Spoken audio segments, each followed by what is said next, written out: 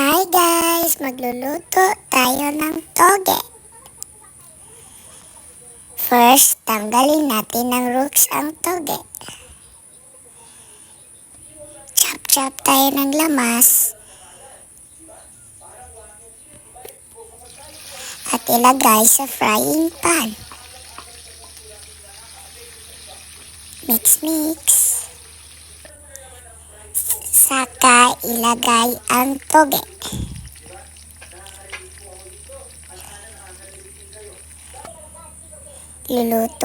Gagawa tayo ng pana. Toyong in Bisaya. Cut tayo ng onions. Chop, chop, chop, chop.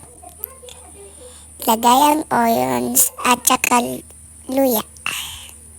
Ginger in English. Lagyan ng kalamansi. Tsaka asin. Mix, mix, mix.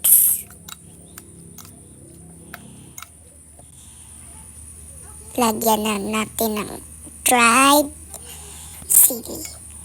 Mix, mix.